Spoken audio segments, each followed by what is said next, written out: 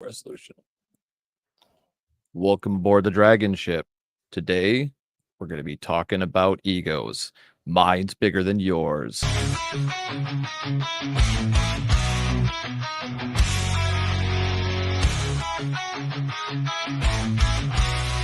the white thunderstorms, we ride on the back of our truckers in a fearless flight. Sons of gold, hearts made of fire, conquering land, fueling our desire.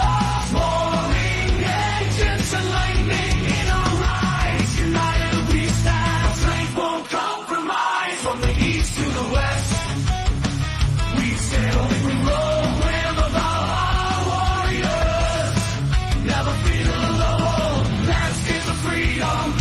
Beneath open skies, the promised land where our spirits arise. We battle the storms and tides of the sea. Now we've arrived in the land we're meant to be.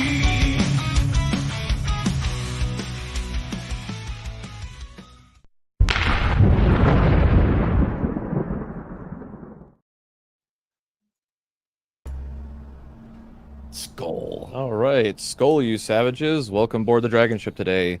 Today, I wanted to discuss egos in a few different aspects, both dealing with your own as well as dealing with others, say in work or, even at play. We all know the eggnog guys. But we'll go around the panel here. Welcome in Mike Steele. How are you today, sir? I am fantastic. It is a beautiful 69 degrees here in Las Vegas. We got a light breeze. The leaves that do exist are turning. It's a great day in America, everyone, and I'm thankful and grateful to Thor and the other Drakars to be here on the DragonShip today. It's cool. All right, Paul, welcome in. Man, that was an enthusiastic thing that you got going on there, Mike. Thank you.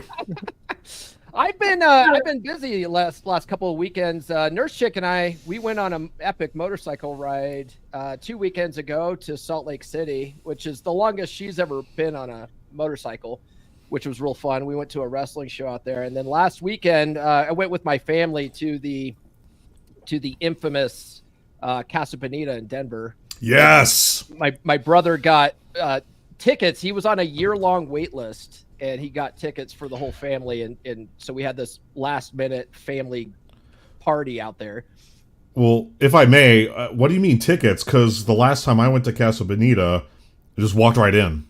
Yeah, well, so if you didn't know, Matt Stone and Trey Parker, the guys who created South Park, they bought Casa Bonita. They spent $40 million renovating it. They had to do that. They could have tore it down and spent way less, but it's a historical building, so they weren't allowed to. So they had to spend that much money renovating it. The food is better now, and it's reservation only now. And so, oh wow, that's why. Yeah, so it's reservation only, and it's about a year-long wait list. They opened it up though recently to the public to get on the reservations. It's sold out in 2 months worth, sold out already. So. It's quite the experience. They've done a really good job with it. The food's much better because it used to be like people would complain about the food, but you didn't go there for the food anyway. You went for the cliff diving and stuff. But the food's much better. And the mariachi band that comes right to your table. They just have the mariachis just playing now. But they have like man, bear, pig coming to your table now instead of the gorilla. Oh, fantastic! Yeah, see, I went in 2015. Yeah.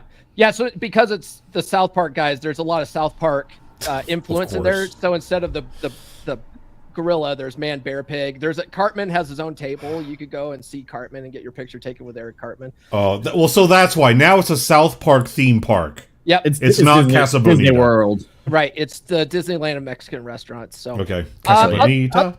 Other than that, if you guys didn't know, my book came out. Was it 2 weeks ago now? But of course, Thor's like, oh, I'm so excited to talk about it on the show, and I'm like, yeah, I'm not going to be there. He goes, it's launch day. What are you doing? I'm like, I got plans. Sorry. So anyway, the book is out. You can get it on paperback and hardcover, and I'll drop a link to that in the chat. Awesome. And AJ, how are you today, sir? It's Saturday. It's my working weekend. I work nights. I'm tired. but I had a blast doing a live stream with Paul and Thor on his book release, and Do been hanging out with Glenn and yourself on Glenn's stream, and I'll be joining Vince later for his monthly Zoom meetings. Try to recruit Jack Donovan to the project as well. Nice, nice. And how about you, Wraith? How are you doing today? I'm doing all right. My book is out now too. Still working on the paperback thing. There's a couple things I've got to fix before they'll issue that. But the hardcover, and the Kindle is out. So Excellent, excellent. but that's what I've been doing for 2 weeks, trying to get this book out. Right. Right. You know what's funny, Wraith, is when I was getting ready with my book, I was talking to Ryan Stone, and Ryan Stone's like, "You're gonna hate your book, dude. You're gonna fucking hate your book by the time it's done because of all the times you have to go back, fix things, fix the editing, fix the cover, fix whatever. And you got to do it like 500 times."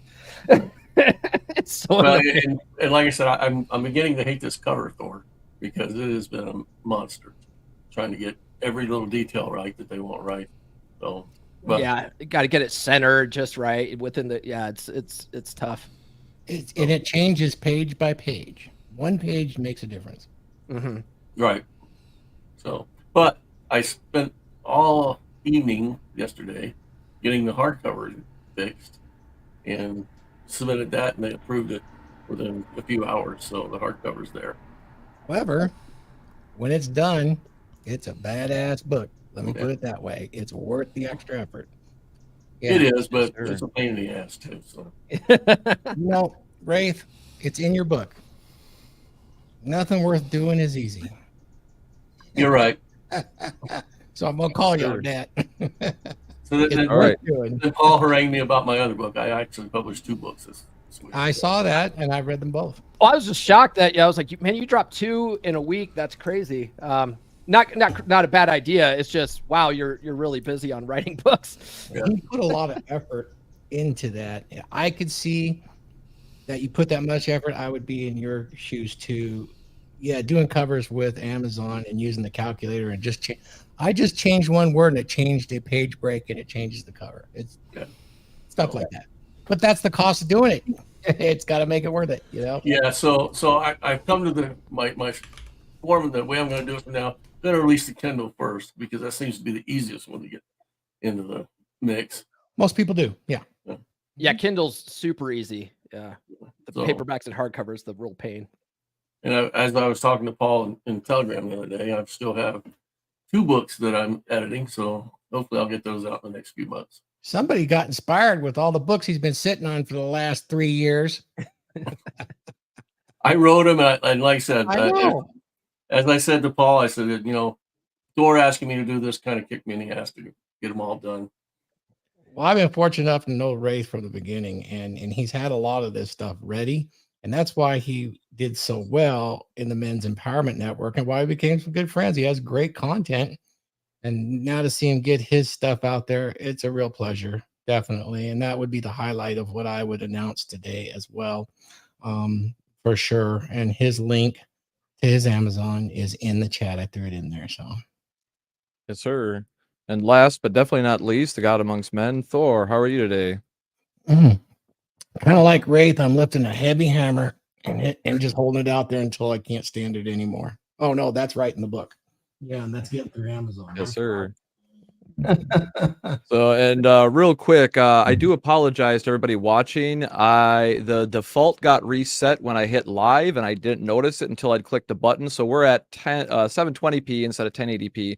So I just checked. No I one can't cares. redo it. No one cares. It's okay.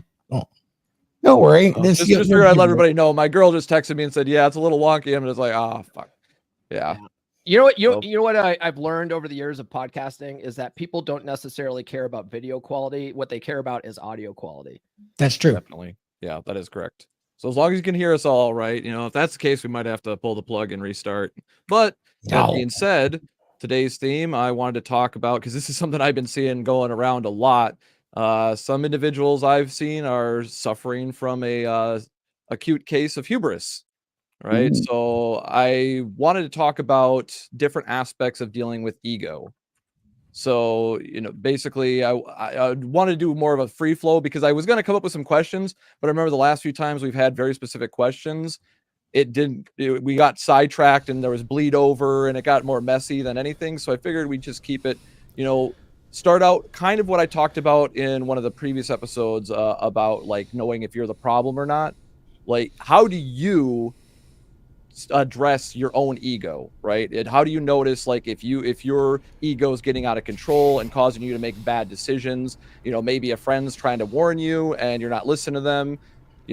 Starting with Mike, what are your thoughts on your own ego and how you deal with your own ego and dealing with others? I would say it's very obvious when someone is more accomplished than myself. There really isn't a whole lot of ego there because I'm able to logically check at the door. Okay, what is this person's accomplishments versus my accomplishments? And if they're way above me, then I'm like, okay, yeah, like a senior person at work, like a network architect, or the vice president of information technology or something like that. I can listen to them and be like, I need to listen to this person because they're accomplished, they make this amount of money and such like that. Where my ego definitely comes into play is when I would say someone is less accomplished than me. And then it's very easy to just be like, kind of like that. So, like if some help desk person thinks that they know how to configure a IP address reservation, and you find out they don't, and so that's where your ego can kind of take off. And so to check that ego, I remind myself that I myself did work at a service desk once. I myself was once at this level. And the same can, goes in the professional environment. It can also go into this interpersonal environment. Like that expression we all like to say, we were all blue-pilled once. So that's how I like to do it. I try to remember where I came from. And I think that's really hard for people. And I think it's especially hard for older people when dealing with the younger generations, young millennials, Gen Z, Gen Alpha, and even their own children. It's like, were you not a child once? Have you forgotten? No, you're just obsessed with getting work done and stuff like that. You forgot what it was like to be a child and want to be around with your parents because your parents were all there was for so many years, especially if you grew up without friends or a neighborhood or a school or something like that. So remembering your own past, I would say, is more effective than attempting to put yourself into their shoes. Excellent. All right, Paul, you're next. Man, I used to really have an ego problem, if you didn't know. Not anymore, though, because I am one of the most humblest guys you'll ever meet. Just ask me and I'll tell you. Now, we all have a little bit of an ego, and sometimes it's okay. Like, sometimes your ego will get you far. I think when it becomes a problem is when it impacts your ability to work with others. If you do have that kind of thing where you're not willing to sort of see things from another person's point of view because of your ego, you're like, oh, why am I even listening to you? You're below me. Like that could be problematic. However, if you do have a little bit of that tactical empathy, which is a term I learned from Apex Mindset, if you have a little bit of a tactical empathy, you can look at things objectively from other people's points of view. You might disagree with them, but you don't necessarily need to get your ego in a tizzy about it, if that makes sense. Yeah, it makes sense. AJ. Man, I got to write a second book now just on this subject alone. I wish I knew about this sooner and put it in my current book, which is like 99% done. But ego, for me, I kind of leave it down to two things that I wish I learned a little bit earlier in life. Frame being one of them, knowing how to operate in your frame and when you're operating in somebody else's frame. The other part with it is I am on the search as I get older for that ego death, because I think everyone needs to experience that deep ego death and have a almost like an existential crisis to develop further in life. That makes sense. One thing I'll also add to ego is I talk about it in the new book that's out is our paradigms, our egos protect our paradigms. Mm. You know, we have Our these- Viking paradigms. our Viking paradigms. We have these deeply ingrained beliefs and habits in us, and anything that challenges that, our ego protection layer pops in and wants to fight. It wants to reject anything that goes against that paradigm. And Yeah. so that can be unhealthy, and it can hold you back in life, you know, in a lot Indeed. of areas. Yeah, I got one I'll go into a little bit later, especially with my naval career and being a nuclear operator that deals with creating a very unhealthy ego. Mm. All right, Wraith, your thoughts. Oh, you're on mute. Ego. You know, everyone has an ego, and most people can walk around with imbalance. Okay, from the super id to the narcissist. Okay, and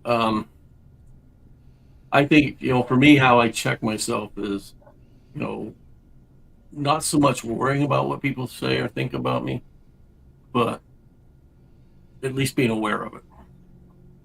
Because if you're aware of it, you can at least look into yourself and say, yeah, I was wrong there. And empathy is a part. And empathy, for some people, isn't natural. It's something you got to learn.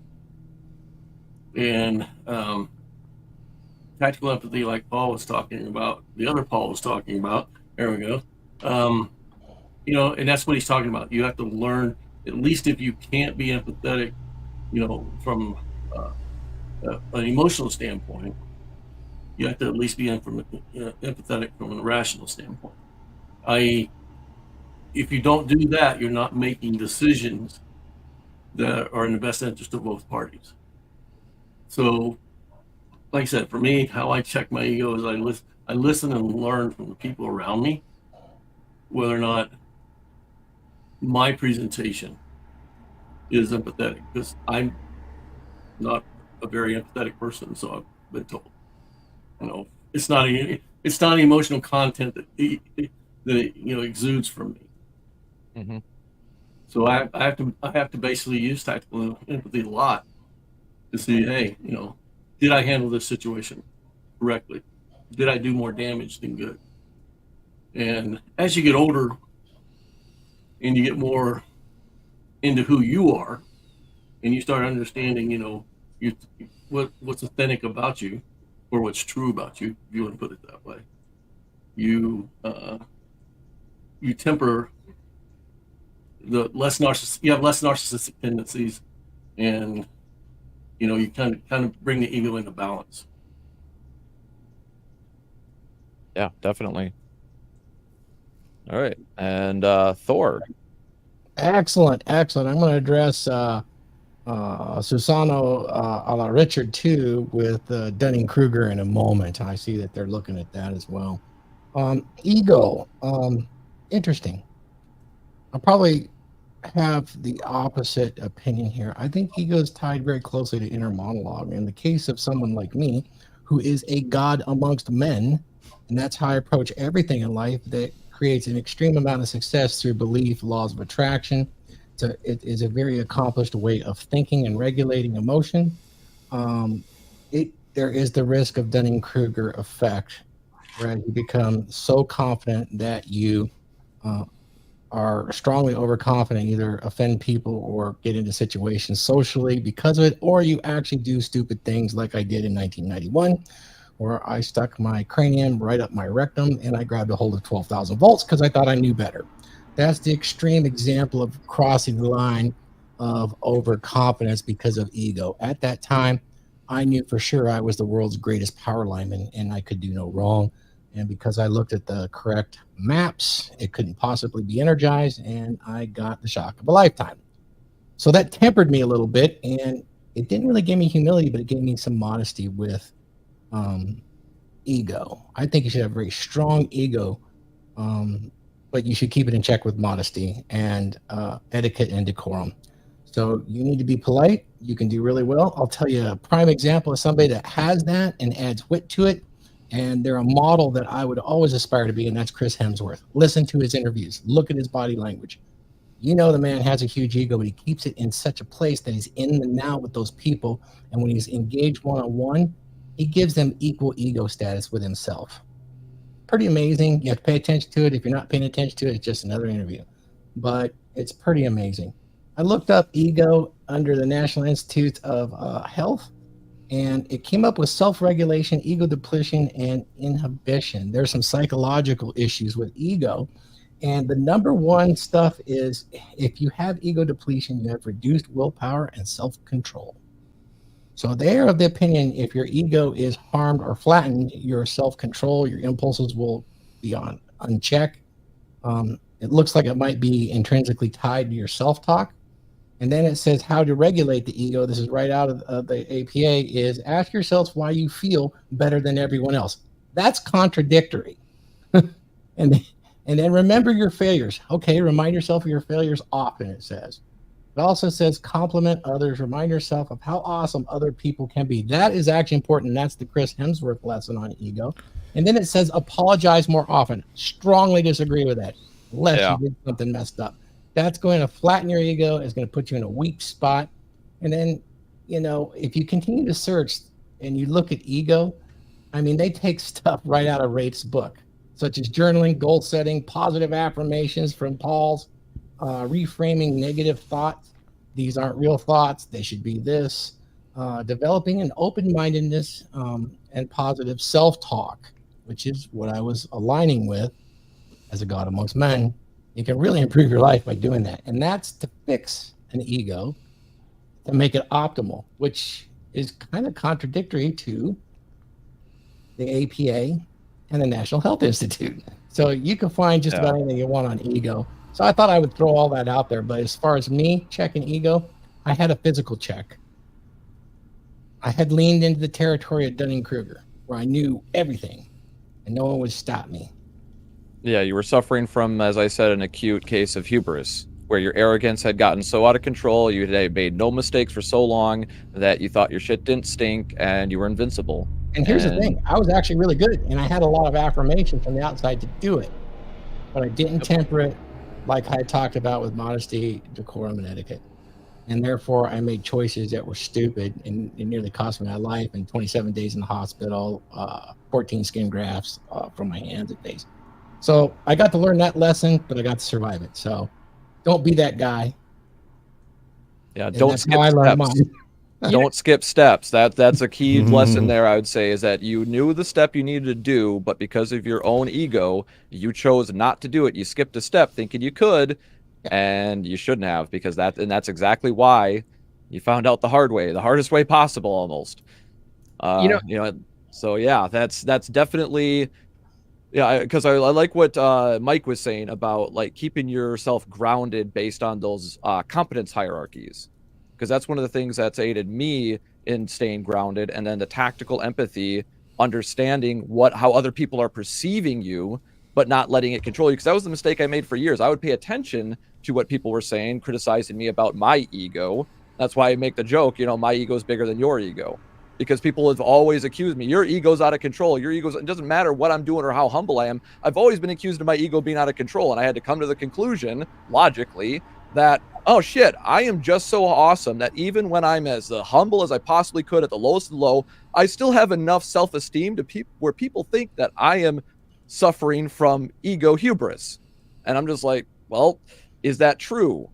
And I've looked at it over the years, and most of the problems that I've had that they accused me, it was dead ass wrong. All the issues that they told me I would get was actually because of what Thor was criticizing, apologizing too much, admitting I was wrong too much, especially when I wasn't, and it's like, sometimes you've got to pick your battles. You got to choose what hill you want to die on. But when you're dealing with other people's egos, right? I found that often when people are accusing me of having an ego, because I do keep myself in check, I found that I still get people getting triggered by my ego. And what I find a lot of times is that those individuals usually have their own ego problem. And that's why I'm a Yeah. big fan. Getting into the next question is, Yeah, hang on. I like Hold on. Dale Carnegie's How to Win Friends and Influence People, because it teaches you a lot of those methods for dealing with the next question. Is how do you deal with somebody else, say in a workplace, with an out of control ego, where they are, say, your boss or a coworker, somebody that thinks they know everything, but they clearly don't based on the results. And that's another key thing. You got to measure your results. Like, are you getting good results or are you getting bad results?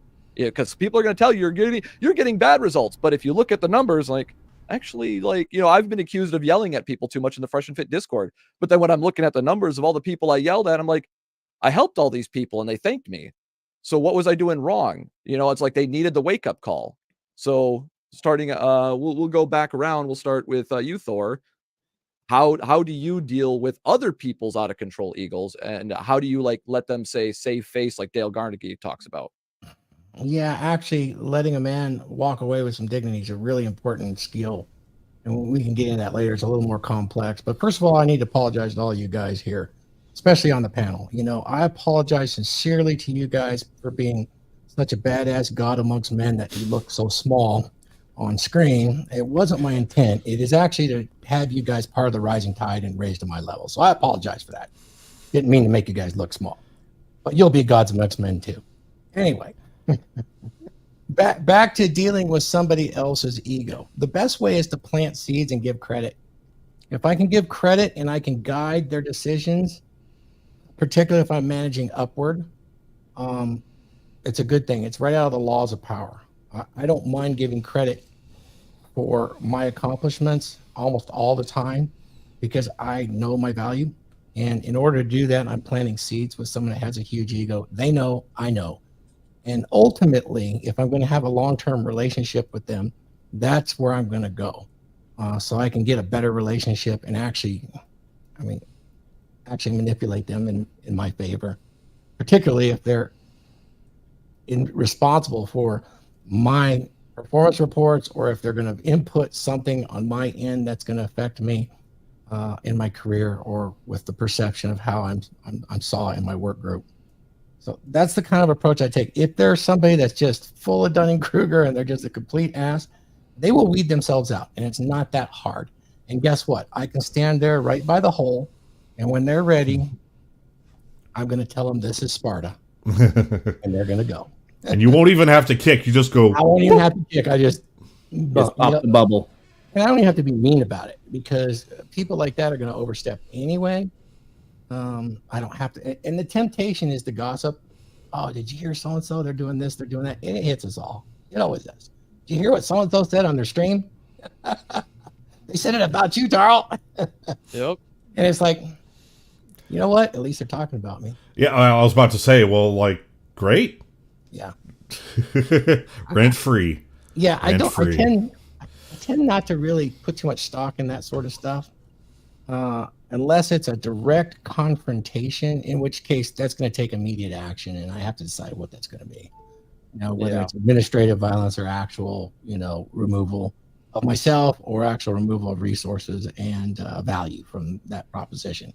I'd much rather have a value exchange with somebody even that has a shitty ego, as long as I can guide it in some fashion, even if it takes time.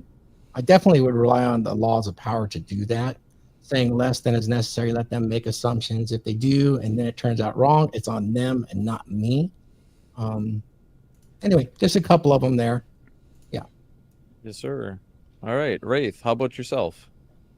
I think, when you're dealing with other people, you have to look at, I tend to categorize people.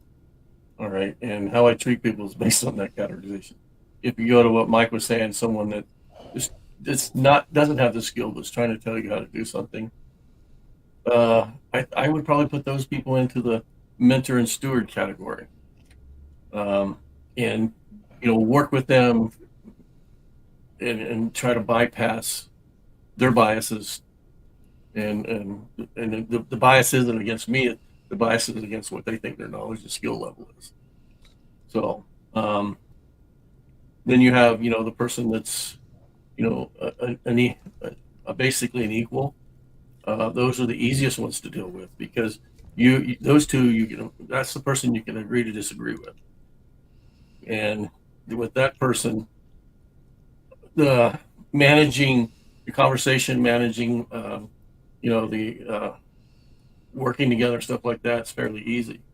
The person with, those super ego, which borders on narcissism, kind of like Thor said, you let them hang themselves, and they'll self-exclude one way or another, and from a group, and then you have the option just you can say, look, I don't agree with you, therefore this conversation's ended, the friendship's ended, or whatever. I don't suffer fools lightly, and I don't have them in my life. If someone acts that way or behaves that way, yeah, we're done. Because life's too short, and I'm 65 years old. Life's too short to live with that kind of drama every day. It's just too short. Yep, no point in arguing all day, every day. I'd learn that the hard way. All right, how about yourself, AJ? I got a few things on this question. So a few of us guys in this space talk about a book called When I Say No, I Feel Guilty by Manuel J. Smith. That book has got some excellent techniques when dealing with someone who's got an ego out of control. Another one is, we all mentioned here multiple times, amuse mastery comes in very well as a tactic to use against people with a destructive ego or a ego that's just out of control. One final thing is try to work with your management. If you and your manager are on good terms, and like your HR or whatever, and I hate to bring them up, but try to cultivate a workplace that people check their egos in at the door. I found that helped me out a lot when I was dealing with the egos that come from the people who worked at Amtrak when I was working for a company that contracted with them, especially the ex-Navy chiefs. They had Dunning-Kruger up the wazoo, and they didn't like some former E5 was a supervisor of them, and bumped a lot of heads. Yep, I could see that. Yeah, Amtrak's famous for that. Oh, dude. I'll never ride an Amtrak train to this day, let alone I'm banned from Amtrak property. Long story behind that one. Tell you guys. No, I mean, their management, I've known several employees. They're famous for that stuff. Oh, it's like the assistant superintendent mechanical at one point when I was there, the one that was in charge when the train derailed onto I-5. She had no fucking right being a manager of Amtrak because she had a degree in early childhood education. Oh Lord. Yeah, she's a DEI hire for sure. I was just about to say diversity hire. To be fair, what other kind of fucking job can you get with a degree like that? I mean, Yeah. you gotta go get some job somewhere else. But she was a DEI hire. She was a black lesbian. Yeah, I was gonna say, like, I wouldn't think that degree would qualify you for running a train, but or the mechanical aspects of a train, anyways, and train maintenance. Getting a train ran on you, maybe. Yeah. Ask the cop about that, who went to Amtrak after she had a train ran on her. I'm like, Lord. oh look. That's all. All I right. got. Go ahead, Paul. What is it? Dealing with other people's egos? Yeah, in the workplace or otherwise. I think a lot of that comes down to frame and your own emotional control, and then how you deal with other people. If you have strong frame, it's kind of like what Ryan Stone says all the time, right? Anything outside your frame is funny or amusing. So if someone has an overwhelming ego and you just know that they're full of shit, sometimes it's just funny to go, yeah, okay, all right. Yep. That's an interesting perspective you got there, or whatever, right. And just don't let it bother you. It's really hard for a lot of people, because when they start seeing someone who they perceive as having an ego that's out of check and it's unjustifiable, like they almost get offended by that. But if you have strong frame, you don't get offended that easy. So you're just sort of, laugh it off, like, okay. That's perfect, Paul. Yeah, absolutely. Mm-hmm. Yeah, it's their folly. It's not yours.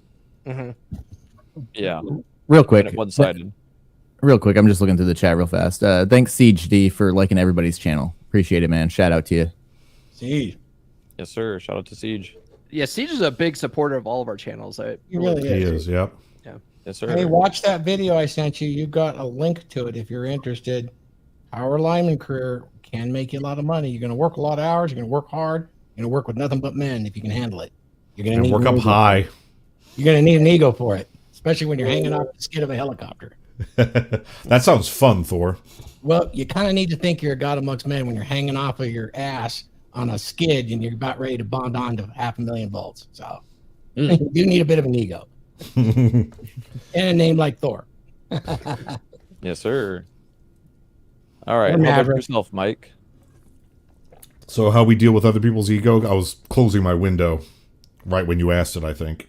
I had stepped away. Yeah, how you deal with an out of control ego when you're dealing with another individual, either like in personal life or say in a workplace environment. Malicious compliance. Ooh, yeah. That's good too. That's really good. Fucking love it.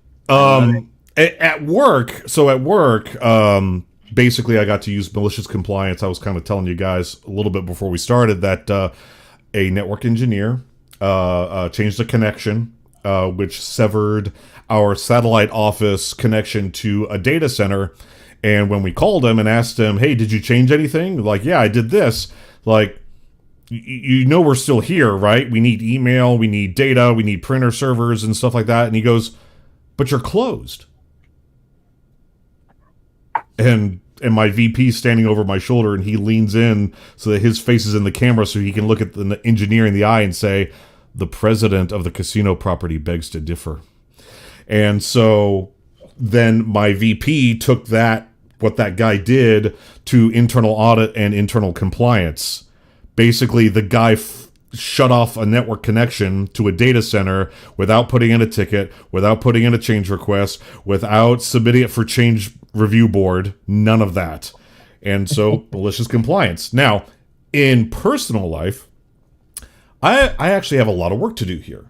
I have a lot of growing to do because as I have said before to my brothers here on the DragonShip, I feel like the ignorant little boy who just wants all of his friends to get along and doesn't understand why I like this guy,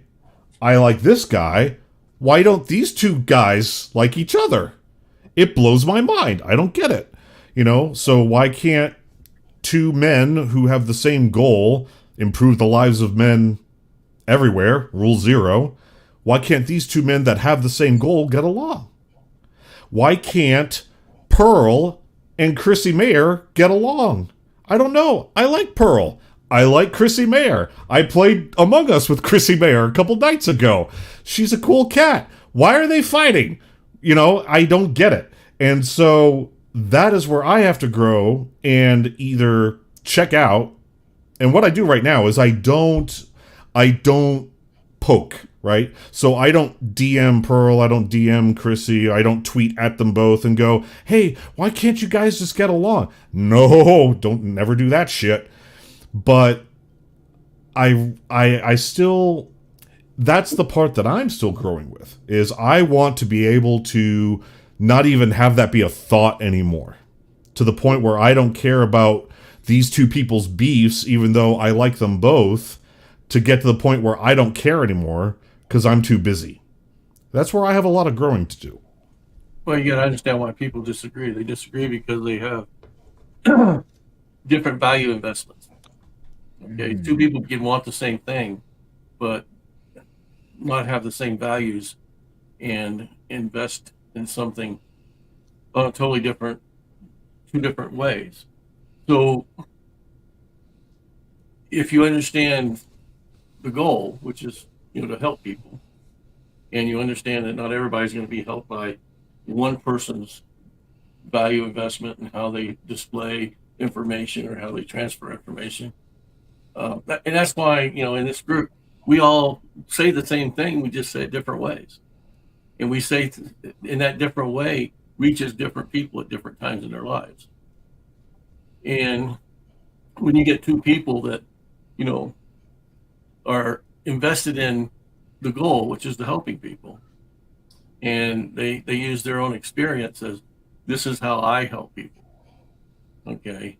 And this is how, and then the value says, their value towards that object tells them that person should be doing the same thing I'm doing. Okay. And it has to be done the same way I'm doing, because the more you invest in the goal or the purpose, the more and you've succeeded at it, the more invested you is in the path or the assembly of the purpose.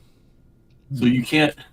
When two people are fighting, I just say, okay, you're both right, and leave it at that, because there's nothing you can do to convince them unless you can change their values. You know, but what you might try to have them realize is you both have the same goal. You just do it in different ways. And the 10,000 people on your YouTube that like you know, understand the way that you feel and understand those values. The 10,000 that don't, but like her, they're on that path. And that's the problem. Way too many people think there's only one path to success. Yep, I say it all the time. Many ways to win, far more many ways to lose. Right. You know, so, and that's why, you know, I work with Thor. You know, we have the same value. We have the same purpose. We have similar values. But the way Thor does it, the way I do it, the way Paul does it, they're all different. Would you say you guys don't get at each other's throats because you're not ego invested in your method of helping men? I think we're all ego invested in our method of helping men. But what we are is we're mature enough to understand. I'm not going to reach 100 out of 100 men. I'll agree with that statement. One thing, when I first started doing my podcast, I thought there was only one way. Like, there was only one method that worked to really get women, right? There was only the 3% method to get women. And then what changed my perspective on that was interviewing lots of other guys in the space and realizing that there's many different ways to skin a cat. There's lots of effective ways. Sometimes they're very similar, but slightly different, but there's lots of different ways, and you've got to figure out what works for you. There's not just one way. And so that really caused me to listen to other people's perspectives, you know, when it comes to dating and relationships and stuff like that, and not be so ego invested into my method.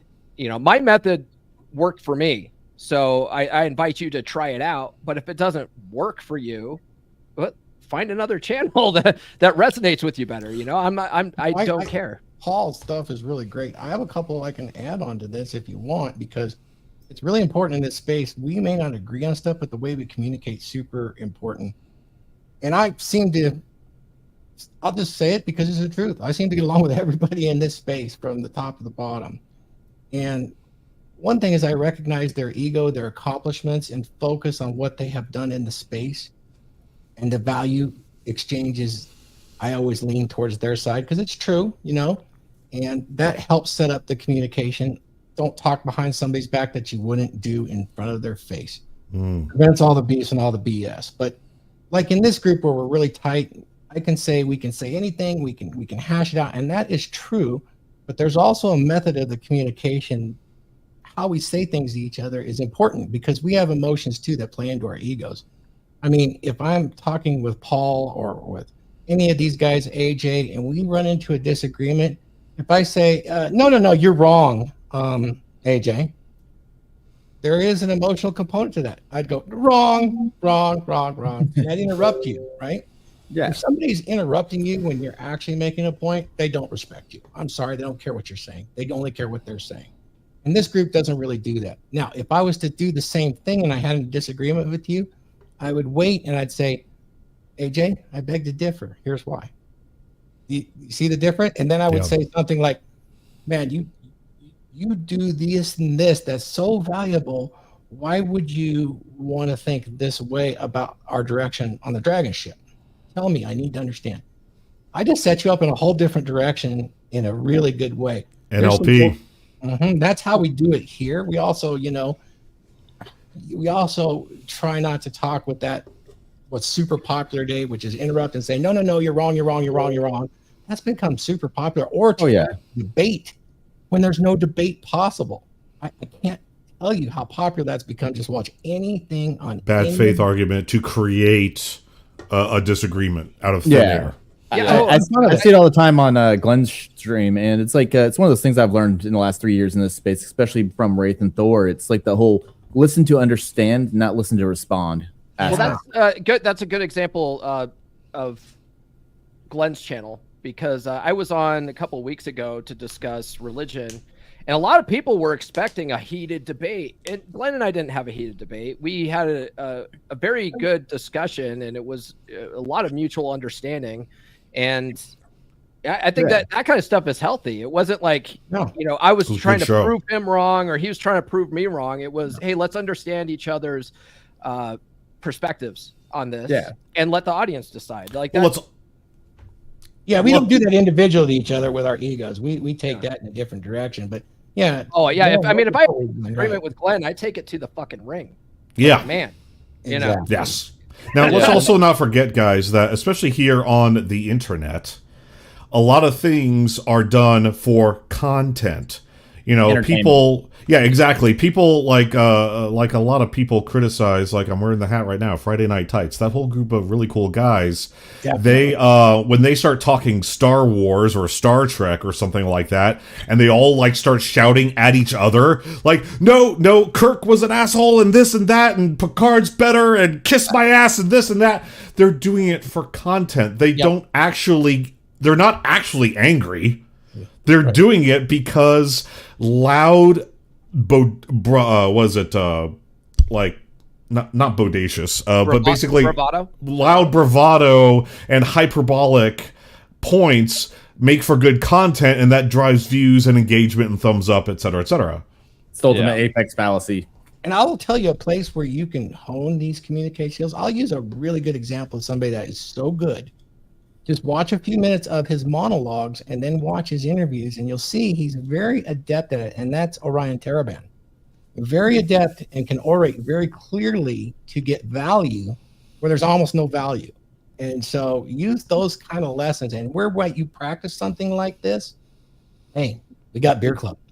We got Beer Club, and we got the Dragons monthly membership. These are the places where you can have these conversations openly, whether they're argumentative or you're trying to hone your communication skills so that you can plant those seeds and you can get the value you want out of somebody that might have Dunning-Krugers and an ego that drives you insane, yet you still can get what you want out of them, and they'll still give you the honor and respect that you deserve. It is a skill that you have to practice. Yeah, one of the key piece of advice I always tell guys, going off what you said, Thor, is I tell guys don't confront, redirect. And a little bit of nuance, like there are tactical interruptions that you can do. Like say if somebody's mic is messing up and they're not going to actually be able to get their point across, there are exceptions to that rule. Of course. Or if they completely misunderstood something, you may need to interrupt them before they waste their time going on a whole tangent addressing a straw man, an unintentional straw man. So there are those nuances, but that's what I tell people is that when you're dealing with people that have an out of control ego, the worst thing you can do is butt heads, with your ego to their ego by trying to confront them, tell them they're wrong, tell them they need to correct something, tell them this, that, and the other thing. It doesn't fucking work. It's funny, Carl. It's funny because we teach, or we don't, but popular culture teaches them if you don't unfilter your thoughts and say exactly what you mean, you're not being authentic to your true self. I'm not gonna stay silent. I swear. I could turn any social media because the thing is, nobody's going to shut you up.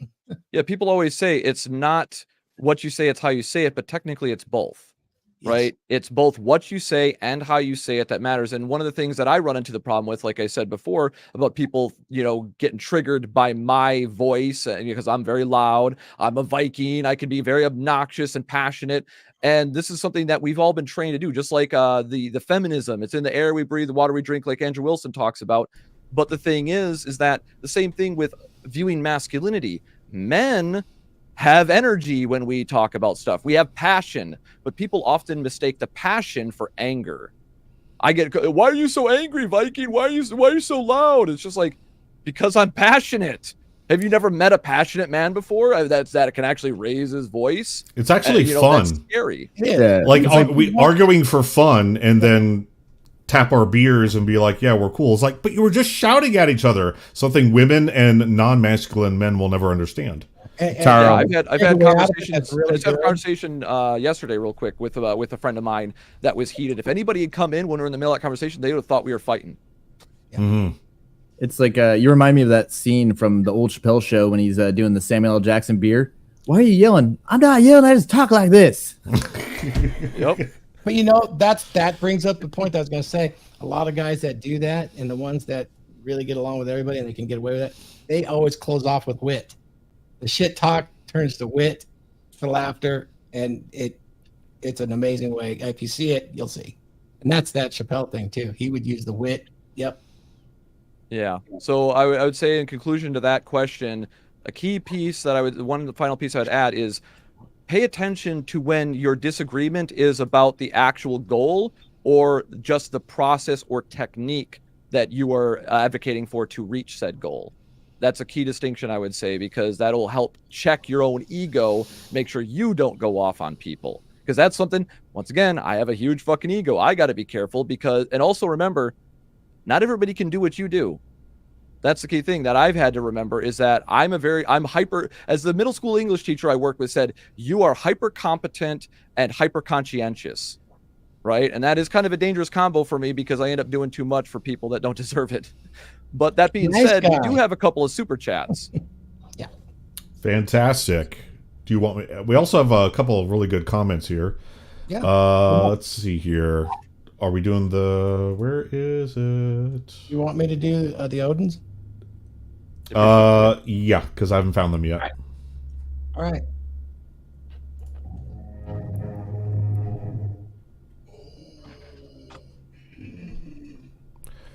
Siege D with the $5 super chat. My Paul Paradigm book is coming today. Looking forward to getting AJ's book next. Me too. Get Wraith's book next too. And guys, when you guys get these books, make sure you guys leave Amazon reviews, please. Yes. That really helps us Yes. in the algorithm. Absolutely. Get these two top bestsellers. We also have a $10 super chat, sans video, but Odin Horn.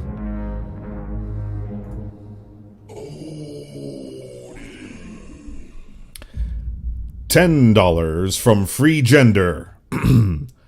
My grandpa talks shit to your face, but compliments you behind your back, which really pisses off his sons. Lol. I always tell them, wait, your dad's complimenting you behind your back? That's a good technique if done properly. Obviously has very good social experience with it, but that actually works. Yeah, that's good. And then we got a little thank you here from the mighty Zane. Thor is the MVP of the show. I gotta have a special one for that. Where's my stop the cap? Stop the cap. We need to get Thor a Stream Deck. So you can just go tap, tap, tap like Myron. How about this? Let's see. No, not that. If you guys send a $20 super chat, you get the jiggling booty video. Just a reminder. Yes. And Donovan Sharp and MLD are going to disavow us all. Yep. Or if you buy Wraith's book or Thor or Paul's book during the show, we will play that one as well. That's what I did during my stream when Siege bought Paul's book. Here you go, Mighty Zane. Found it. The most masculine man on the fucking planet that I've ever seen. Redfield Thor. Thank you, King Dre. Yes, sir. And Siege D, Mike Steele. Great advice. I learned that the hard way. Go ahead and say in chat, Siege D, what you learned the hard way. Was it like staying out of other people's ego beefs? Or was it dealing directly with someone's ego? Let us know what you learned the hard way. We got some good chats going on. There's a lot of good folks in there. Digital Q, Siege D, Yakafara 666. Please subscribe to all these guys. These guys are all hard workers, putting out content, telling you guys the stories of their lives. I mean, we've got Wraith with his book out. We've got Paul with the book out. AJ better get his book out soon, or I'm going to kill haul him on the DragonShip next time. So we'll see. And then, All right. Yeah. All right, I was going to say, let's run a mid-roll ad, and I'm going to head to the restroom real quick. So, yeah, run this ad here, and we'll be right back, folks. Have you ever felt like something's holding you back in your relationships? Like you're always on the back foot, struggling to connect with women? You're not alone. Many men are taught to be weak, to defer, to play small around women by their upbringing, by society, by the very world that shaped them. But what if you could break free from the invisible chains that have held you back? What if you could rewrite the script, reprogram the paradigm that's been running your life? This is your chance to step into the man you were always meant to be. In The Essential Skills of a Masculine Presence, Psychology Paradigm by Paul Bauer, the first book in R.P. Thor's groundbreaking series, you'll learn how to understand and transform the paradigms that have shaped your life. You'll discover how to develop a dominant masculine presence, one that commands respect, inspires trust, and brings fulfillment to your relationships. Don't wait for life to change on its own. Take control. Order your copy of The Essential Skills of a Masculine Presence, Psychology Paradigm now on Amazon. Available in hardcover, paperback, or on Kindle.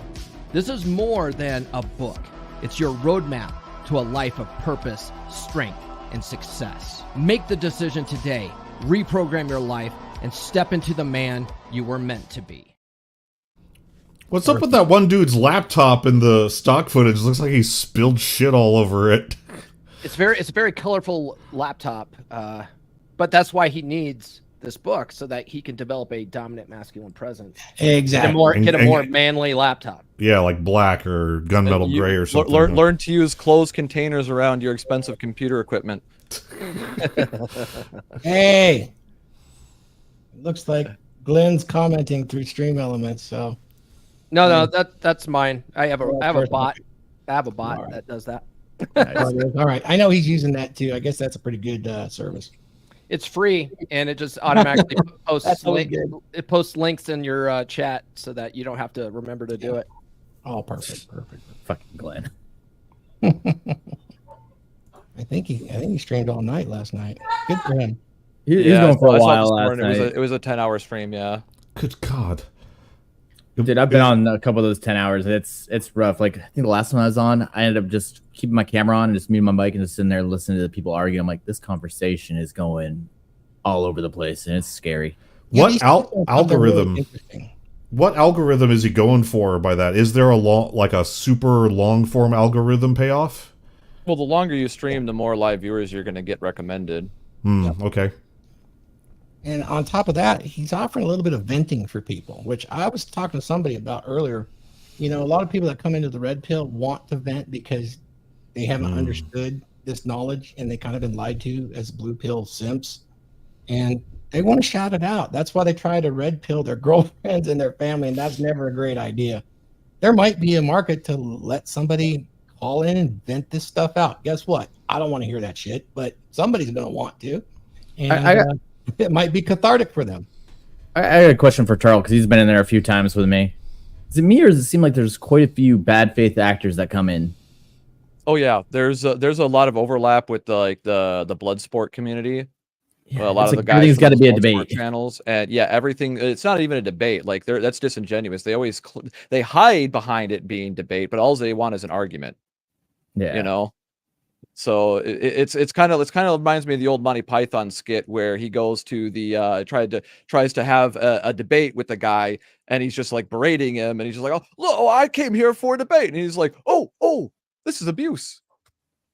So, they just want the clips. They want the clips. Yeah, exactly. And so there are a few bad actors, but then there's also people like what Thor was talking about, because I was in there the other day for like 13 hours, didn't even realize it until I looked at the timer. Just like, oh, we've been going for 13 hours, like, holy. But a lot of the people that were coming in, there was women coming in talking about the guys that were bitching in the chat and how that was their perception of the red pill. So I'm having to explain red pill rage and all this stuff. And then you got other guys coming in wanting to complain about women, and then the women complain about them, and it just goes back and forth. And it's, you know, the who hurt you, or I feel like, you know, it's like over and over again. So yeah, it is cathartic for people. But what you pay attention to, or at least that I try to pay attention to, is who's actually making progress and who's just spinning their wheels in the mud. Yeah, you need to move past that and get into acceptance, because that's where the real beauty of this lies. Because once you have the acceptance of the nature and you can see the nature, you're not going to argue or vent over it. You're going to actually realize it is quite a feature and not a bug, for which you can use to improve your life tremendously and those around you. And until you get there, you're going to kind of be stuck in the rage phase. And that's not necessarily a good place, because the majority of red pills always fade black, and you need to get a little bit past that. Yeah, the Yeah. reason why I asked that question is I felt it suits this topic very well. There's a lot of ego investment that people bring into those chats with Glenn as well. Well, there's a lot of people that know that they can right, sure. other people's egos to get out of their skin and set them off with some easy ad homs. That's why I say all the time, I'm the avatar of Amuse Mastery. So I always go forth with that mindset that I have to be the amused master. Other people can't do what I do. Some can, but if I assume they can, I'm the wrong one. I'm the one assuming that somebody I'm holding them to an unreasonable standard, just like I used to hold my woman to an unreasonable standard. Oh, she can be my equal. No, not only is she not my equal, she doesn't want to be my equal because she's always like, you're the bigger, badder, stronger, smarter, faster one. Like, why do you view yourself as an equal? You're not my equal. You're my superior. And I was the dumbass blue pill that believed that and went along with that for many years, which led to a lot of conflict. So now there isn't that conflict because I realized she can't do everything that I'm expecting her to do from that blue pill delusional mindset. And I just tailor my expectations to match what she can actually do and move accordingly and become outcome independent. So that's another thing. Being outcome independent, dealing with these egos prevents your ego from spinning out of control because you're able to prevent your investment to become emotional rather than logical. And that's where I see a lot of guys cross that line when they get too logically invested, trying to reason with somebody and force their viewpoint upon them. They end up crossing into that Dunning-Kruger where they're now so arrogant that of their own competence that they're actually incompetent. And the script flips. Can I beg to differ slightly, or maybe it's not beg to differ? Maybe add some clarity. No, it's like maybe just point out something a little bit different. All right, okay. So, and then I'll find out what you guys have to say. You notice that women, when you're dating women, are very much attracted to that ego that is right there on Dunning-Kruger, if not slightly past. They definitely want to see that outsized ego. Cockiness. Yeah, is it come off as confidence or is there more to it? What say you? I would say it kind of falls back to the dark triad because ego is directly related to narcissism, and that's one of the aspects of the dark triad is raise up your narcissistic personality traits. Not necessarily go to a pathological level, but as Ryan Stone puts it, healthy narcissism is your ego. Royce used to call it irrational self-confidence. Yes. It's good to have a little bit of irrational self-confidence, especially when dealing with women, because women respond to a confident man the same way a man responds to a great pair of tits, you know? Yeah. And I would say like what? Like this? Their tongue dropped out. They're like, oh my God, that guy's bold. I would say it's the biggest difference is like the arrogance that's bad is when not only are you full of yourself, but you also must put others down in order to elevate yourself. So like putting other men down, oh, he's weak, he doesn't lift, he's short, he's blue pilled, yeah. As opposed to cockiness where it's just like, oh, I can do that. Yeah, that is actually, I have this written down. That is actually the shortcut the majority of people go to because that's easy. And you guys can see it at work. You can see it here. You can see it in the red pill space. Oh, they don't know what they're talking about. Oh, fresh and fit. They're red pill goofs. No way. But they do that to elevate themselves in other standings and to bolster their own ego shortcomings. It's not necessary at all. Why do we have the model a rising tide lifts all ships? Yeah, we're not going to play that game here because we don't have to, because we're better than that. And our actions will actually speak far louder than our words. So it might take a little longer to actually demonstrate your actions than to talk somebody else down. That's only a temporary fix. You're just temporarily putting something in somebody's mind. You're ringing the bell hoping that it sticks. And most of the times it won't, you know. And sometimes you'll ring the bell and it's going to ring for a long time and everybody's going to know you're a complete asshole for even, you know, talking somebody down and you're way out of place. Now what do you do? You know, most because their ego won't apologize and say, you know, I really misread that, you know. So that's and that's an easy thing to do. I myself wanted to do it. I think if we're all honest here, in certain circumstances, we'll see somebody else and it's the boss or it's on the podcast. Like, I just want to say how they're screwed up or this or that, because they are. It's just your opinion, and it elevates your ego, and hopefully you're elevating your perception in front of somebody that you think matters, so you can get a better value exchange. It's a shortcut. I don't think that's right. I think demonstrating your value is much better than doing the shortcuts. I just don't see those working out in the long run. In the short run, you can say, yeah, dark triad, and it kind of works, but that gossip catches up with you. Yeah. Well, I was going to Short-term say gains. that women are always going to respond badly when you're being judgmental of others, both the women and men. Yep. So because just like how these, a lot of these guys that are in their ego, they're trying to sit there. Oh, that your boyfriend, he's an asshole, right? I'm the better option, like, yeah, I would treat you much better, and they think that they're selling themselves, but they're actually showing that. And then they wonder why they don't get the girl. Yeah. And it's Good old because the sneaky fucking asshole, game. the asshole doesn't care about her like that, doesn't care about the other guys, and maybe he does, maybe he's going to mate guard, but the thing is that if he sees that, he's going to do actual mate guarding rather than trying to sabotage in mate guard. And that's where a lot of people will try, a lot of guys, they'll get into that mental space where they do need to sabotage, and that's actually one of the pitfalls I had to deal with in my relationship, because I was trained for tactical assessment. So anytime my dad would be like, report, son, and I would have to tell him a tactical assessment of everything that just happened in whatever business dealing he had and figure out the strengths and weaknesses and whether or not the person was bullshitting. So it's very reflexive when somebody talks about somebody for me to start like listicling them off, going like, okay, see these are his strengths and these are his weaknesses. And when I was doing that with my girl, thinking I'm just chit-chatting, she's sitting there thinking I'm complaining.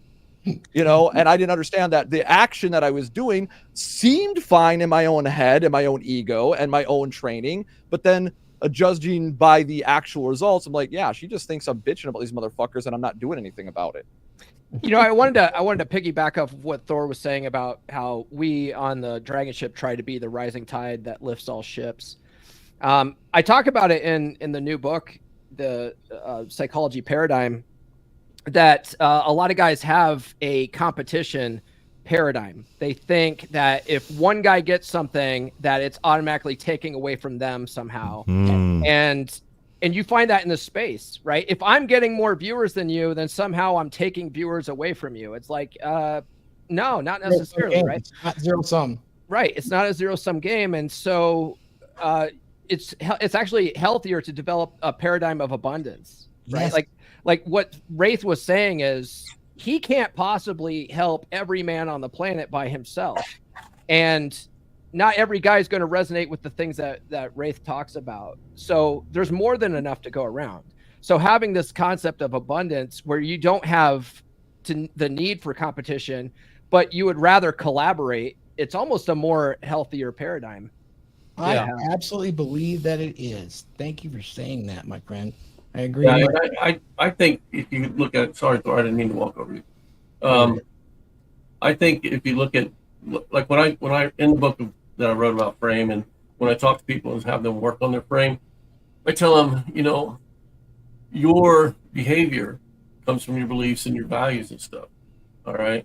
And people hold values for two different reasons, mostly. One is because that's an actualized belief that they have, and they look at it as this is who I am. And the other one is it's not something they have, it's something they want. So they look at it from this is what I want to be. All right. The people that hold the value as this is where I want to be, those are the ones Thor talking about that are using the shortcuts all the time.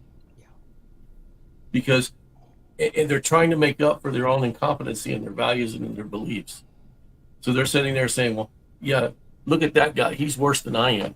He's not saying that he's better than them. He's just trying to say that guy's worse than I am. Okay, because then they don't see the image of what he really is. All right. So when in 90% of your life and what you're going to deal with is going to depend on how you perceive the world and how you want the world to perceive you, which is what? Frame. All right.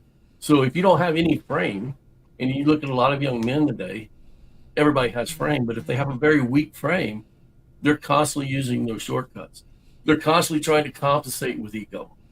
they're constantly trying to make less people look at them in a negative light. And that's what we try to work with and try to get guys to understand. You've got to know yourself, and you've got to know who you are authentically. And if you don't, your values are, your values are something that you may put out there and say, I have integrity, but you never practice it.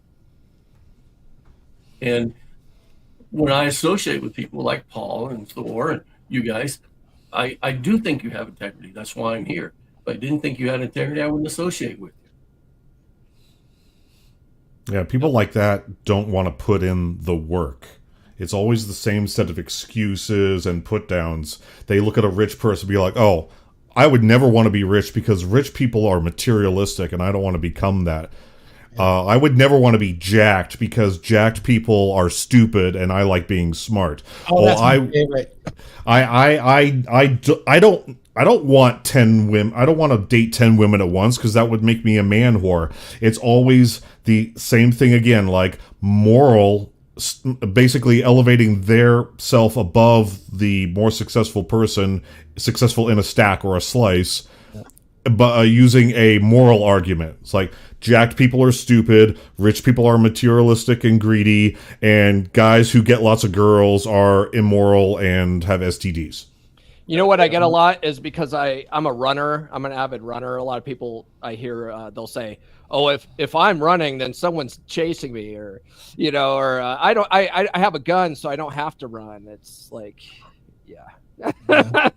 Hear the same thing for MMA. Yeah.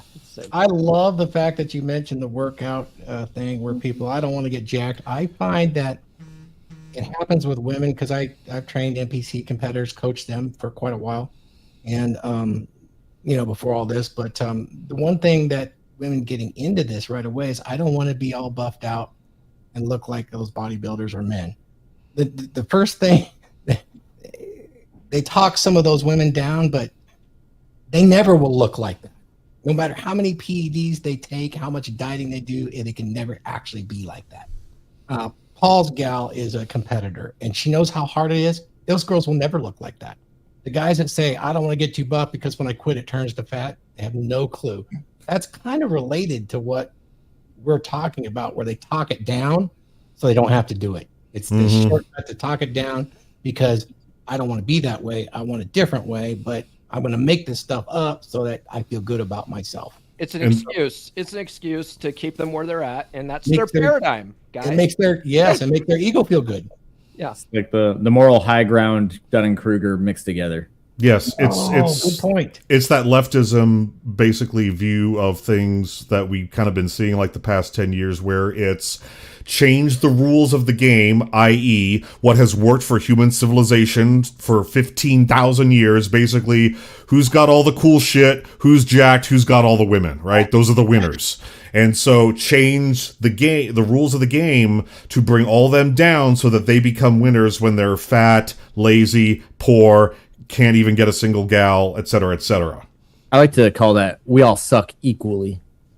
Yeah, I call it the kneecapping strategy. Just kneecap everybody and we'll all be equal. Yep. I thought we did that in Iran and Afghanistan. It was called Embrace the Suck. Well, when you embrace a suck, that's usually working towards something better. But in this case, it's just no, better. We're gonna do like a head trimmer. We're just gonna clip you. I'm embracing the suck right now. Yeah, exactly. I got a story about suck. It's not that, guys. So I've been married 33 years, and my wife was asking her aunt, who's been married, was married 57 years. What was the secret to a good marriage? You know what her answer was, seriously? She looked at my wife and she said, the secret to having a good long-term marriage is here. Sometimes you just have to suck it up.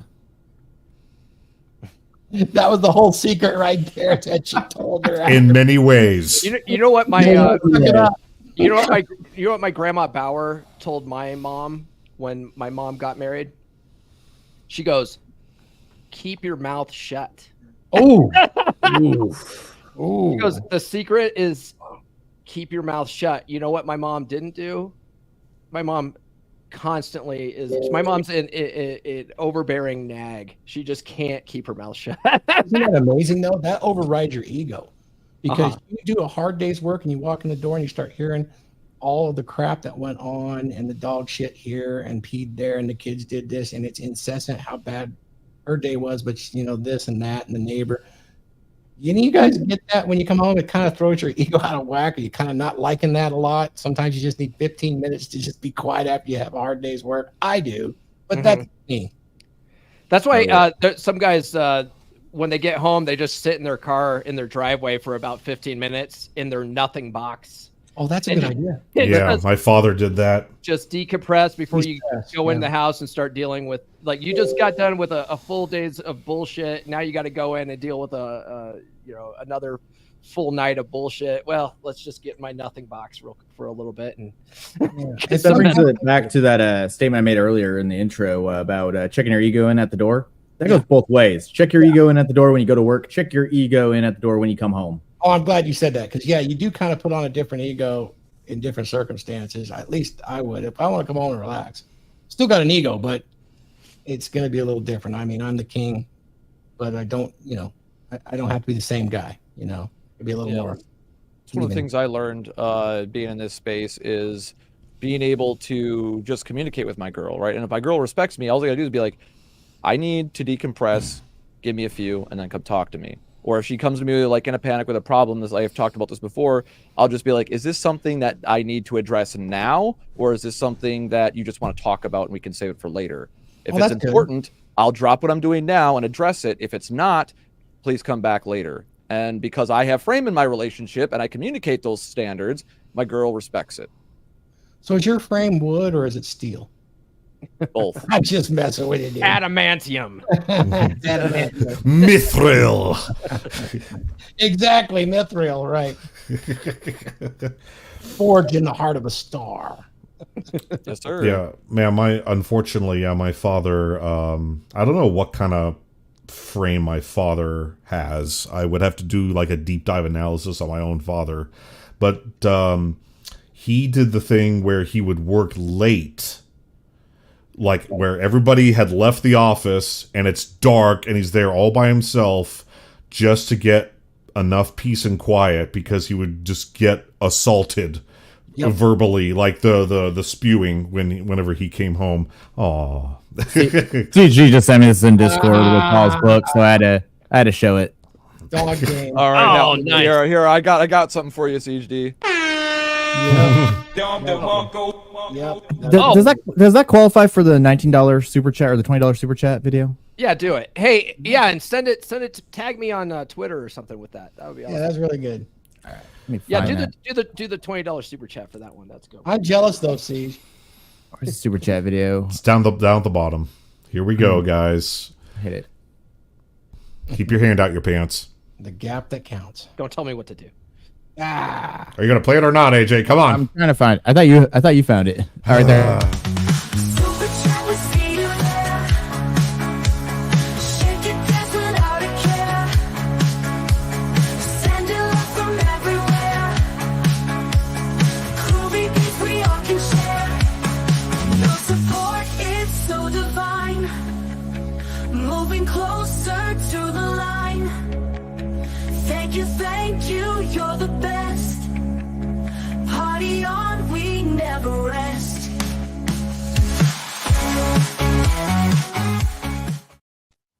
oh, good God. We need, And that was for the video dogo, because clip. I love dogos. We need the video clip of the coyote with his tongue coming out, his eyeballs poking straight out at the end of that clip. You guys know Yes. you guys Classic watch cartoons. Looney Tunes, yeah. I'll repent later. That's the best I thing get- about I get- Christianity. You can live a horrible life, apologize at the end, and get in for free. You got limited get out of jail free cards. Unlimited. Or I thought we were running a Christian channel here.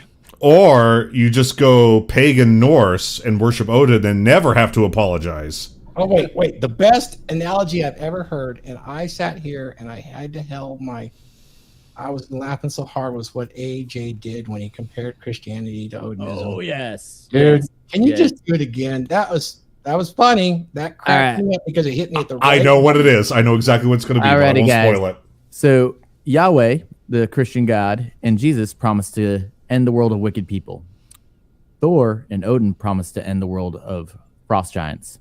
I don't see any frost yutton running around now, do you? I see plenty of wicked people, though. Oh, I thought so. The one that I thought you were going to whip out was what was it? Oh, your God got nailed to a tree. My God wields a hammer. Yeah. There's another good one that's like that too. It says, he sent Jesus to, get tortured, hung on a tree, and sacrificed for your sins. Odin handed a hammer to Thor and said, "Go beat the shit out of all the bad guys." Blasphemy, by the way, blasphemy. We're all going to HE double hockey sticks now. It's only blasphemy if you believe it. All right. Kind of reminds me of that Far Side comic. You ever see the Far Side comics from years ago? Oh yeah. Oh yeah. Grew up They on got them. the one where they got the Jewish guy standing there with a worried look on his face. Then you got a Christian guy and you got the Hindu guy, and they're all looking up. And at the pearly gates, they got Thor and they got Odin. And I think the Jewish guy's going, "Oh, fuck." Oh, shit. Welcome to Valhalla. Yeah. He said something like, "Ah," and then shit. It was pretty funny. That was one of his comic books, But, no, it's all good. Thanks, AJ, for that. That was totally hilarious. Dude, I love that old meme. That was a good one for sure. Yeah. Yep. All right, so I'm not really. I think that because we, like I said, I had like a third question, but we already covered it. Because that was, like how to deal with your ego at home and stuff like that, and we just, happened to meander down that path, which is why I didn't bother write up any questions for this because it seemed to write itself. And we all flow on that same page. So I guess if there's any more thoughts that you guys wanted to talk about, feel free. I think we can go around the Any horn questions now. or Let's things go around you'd the like to horn press and then about I'll ego? close it. Mhm. Yeah, because I got a masculine geek here at 3, so yeah, I'm fine with going around the horn. Let's do it. All And then I'll right. close it. All right. Well, I got it. I can close it out, Thor. I got all the stuff queued up. Okay, But, cue up The Darkest of the Night. That's what we'll go out on. Yeah, the song you made. Yeah, we'll do that. All right, Mike Steele, what you got going on? Where can people find you? Oh, you would go with me first. Okay. All right. While I'm looking for funny shit on my server to share with the chat, you make me go first. Okay. Well, guys, I'm just enjoying Las Vegas here. It's a fantastic weekend. I'm looking forward to getting some shit done around the house. You can find me on Instagram. Now, I don't do as much YouTubing as these guys here. I'm not what you call a content creator yet. We'll see about that. But if you want wholesome, warm fuzzies, you want food, scenic shots, celebrities, wacky shit, that's where you find me on Instagram, Mike_Steele_Vegas. If you want to watch me raw dog the internet into an early grave, then follow me on X. That's right. The X is uncensored. So Mike_Steele_, because all other variations were taken, including the Vegas. So check me out there, and don't be offended. Don't follow me on X. If you are easily offended, do not follow me. Word to the wise. Or do, and get up under your feels about it. Yes. Don't at me. All right, and then Paul. Yeah. All right, let me ask you guys some questions, okay? Are you struggling to break free from the paycheck to paycheck cycle no matter what you do and how hard you work? Do you feel stuck in a body that doesn't reflect the man that you want to be? Is your mental frame easily shaken, leaving you feeling powerless and unsure? Do you find yourself constantly compromising, unable to stand firm in your decisions and boundaries? Because all of these things are holding you back, and all of them are because of your paradigm, your subconscious programming. And if you want to get unstuck, get my new book, The Essential Skills of a Masculine Presence, Psychology Paradigm. It's the first book in Thor's new series based on his first book, A Dominant Masculine Presence. Get it on paperback, hardcover, and Kindle right now. The audiobook is on the way. I've recorded up to chapter 4 now. And you're going to want to listen to this book on Audible or read it 10 to 15 times. Okay. Other than that, I'm going to be recording here at 4:30 Eastern time with Mr. Justin on his channel. I don't know if that's going to be live or pre-record. I'm not sure, but Oh, is that Coach Justin? yeah. So I'm going to Tell be. him I said hi. Good man. All right, I will. And then other than that, tune into the podcast Monday. We are continuing the Book of Puck series. Excellent. All right, AJ.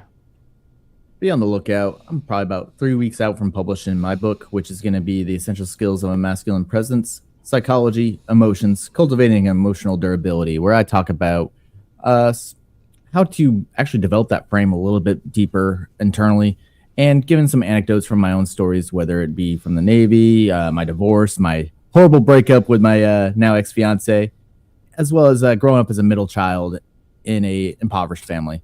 So be on the lookout for that. You'll catch me live from time to time on Glenn's channel, Masculine Geeks channel. And for any of the guys that are doing the project with Thor, I would love to do about an hour-long interview with any of you. So Wraith, if you're interested, let me know.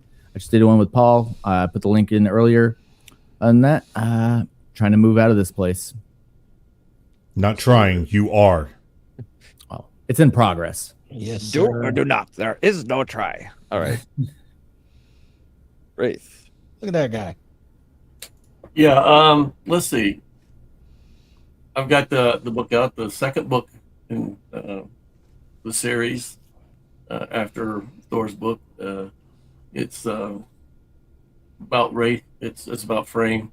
So, and I'm not very good at promoting myself because this is all new to me, guys. I just do coaching and writing. So, if you want to work with me, or if you read the book and there's questions you want to ask about the book, you can find me on Telegram, Wraith_Detour, IG, Wraith_Detour, Facebook, Wraith_Detour, and Yahoo email at the same.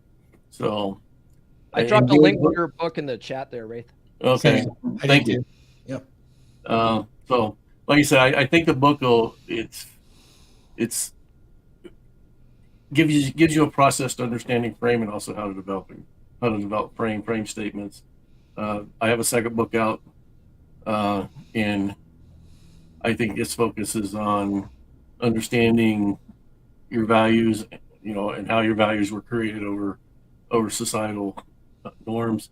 And I think there's even a chapter in there about purpose. So, Excellent. and if you buy the books, leave a evaluation of the book on Amazon. Yes, sir. All right. All vouch for it. He's got a fantastic book. I'll tell you what. I'm going to be holding a dozen of these in a year, guys. And they're all going to be high quality, because quality is number one, to get you the information you need in a format that'll be able to be passed on to future generations of men.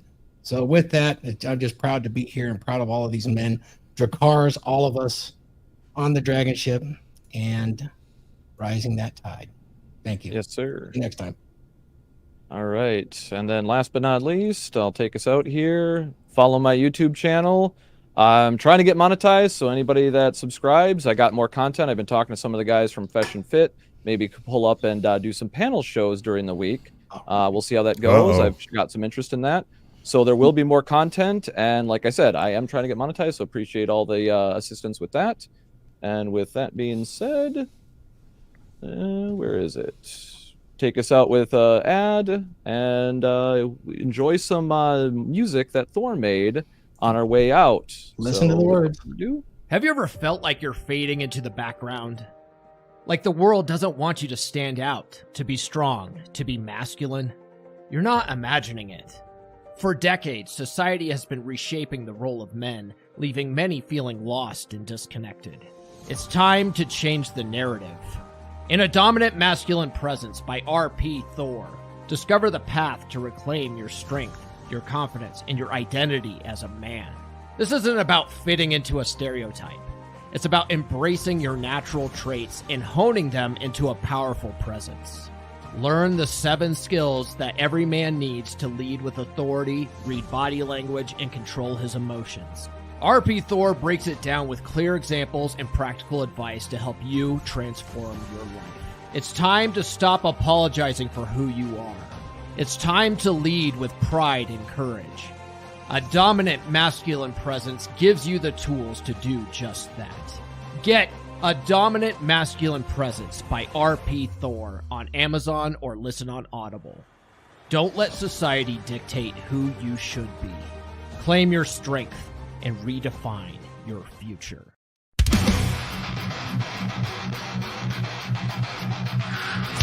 Thor, protector of mankind, God amongst us, mighty and kind, wielding Odin's hammer strong, sending Jormungandr back where he belongs.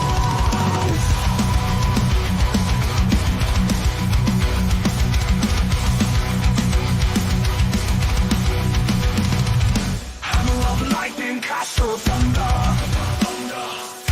protector of wisdom, never of blunder. Thor, call upon thy might, guide us through the darkest night. Thor, God so grand, will you lift our hand?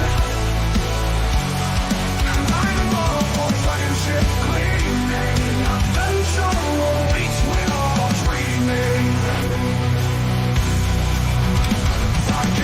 Valkyrie standing tall, the circus, some Vikings hear the call. Join the Bauer men, as we track on we ascend. God so grand, will you lift our hand? Climb up for dragonship gleaming, adventure awaits, we're all dreaming. Live the dream, rising tide, lift our ships, take the ride. Thor, son of Odin, true, protector proud will follow you to the shield wall, Vikings. All jumps, Vikings, see you in Valhalla. To the shield wall, to shield wall, to the shield wall. See you all Valhalla calls. Valhalla comes, Valhalla calls. We will not die down to die, for Thor is with us.